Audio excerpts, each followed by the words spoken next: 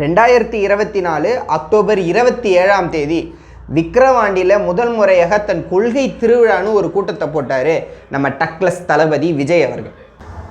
அதுவரைக்கும் செந்தமிழன் சீமான் அவர்கள் விஜய்க்கு ஆதரவாகத்தான் பேசிக்கிட்டு இருந்தார்.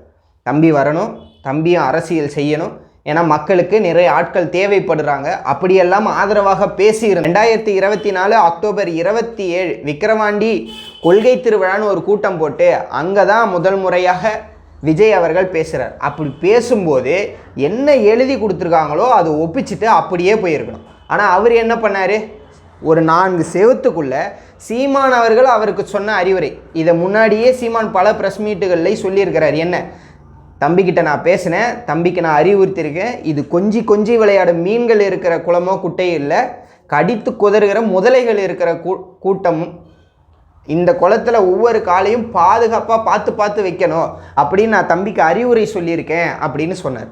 இப்படி பல தரப்புகளிடமிருந்து விஜய் தரப்பிலிருந்தும் பேசப்பட்டு இருக்கிறது. பல தரப்புகள் விஜயிடமும் பேசியிருக்கிறாங்க. இதெல்லாம் எப்போ, அக்டோபர் 27ஆம் தேதி விக்கிரவாண்டியில் கொள்கை கூட்டம்னு ஒன்று போடும்போது. ஆனால் கொள்கை கூட்டம்னு ஒன்று போட்டு நம்ம டக்ளஸ் தளபதி விஜய் அவர்கள் என்ன பேசினார், சீமான் இவர்களுக்கு சொன்ன அறிவுறுத்தையை நையாண்டியாகவும் கிண்டலாகவும் விமர்சித்தார்.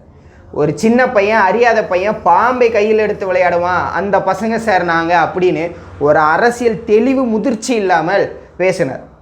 அது மட்டுமா, தமிழ் தேசியம் திராவிடமும் இரு கண்கள் அப்படின்னு வேற பேசினார். இதுக்கெல்லாம் கொடுமையிலும் கொடுமையாக நமக்கு சாதி மதம் மொழி இனம் என எந்த வேறுபாடும் கிடையாது, நமக்கு எல்லாரும் ஒன்று தான், எல்லாரும் சமந்தான் அப்படின்னு நம்ம டக்ளஸ் தளபதி பேச்சை போட்டு கைத்தட்ட அள்ளிட்டார். அதிலிருந்தே தமிழ்நாட்டு மக்களுக்கும் தமிழக அரசியலுக்கும் தெரிஞ்சிருச்சு, ஒரு அரசியல் தெளிவும் இல்லாத ஒரு தற்கூரி கூட்டத்தின் தலைவனாகத்தான் விஜய் வந்திருக்கார். நீங்கள் உலகம் முழுமைக்கும் எடுத்து பாருங்கள், இல்லை இந்தியாவுக்குள்ளேயே வந்து பாருங்கள்.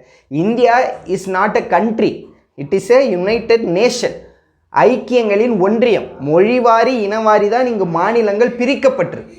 உலகம் முழுமைக்கும் அரசியல் என்பது மொழியும் இனமாகத்தான் பிரிக்கப்பட்டு இருக்கிறது. ஆனால் அந்த அடிப்படை அறிவு கூட இல்லாமல் விஜய் அவர்கள் கூட்டத்தில் என்ன பேசினார், மதம் மொழி இனம் சாதி, இந்த மதம் சாதி என்ற வரிசையில் மொழியும் இனத்தையும் நிறுத்தி பார்த்துட்டார்.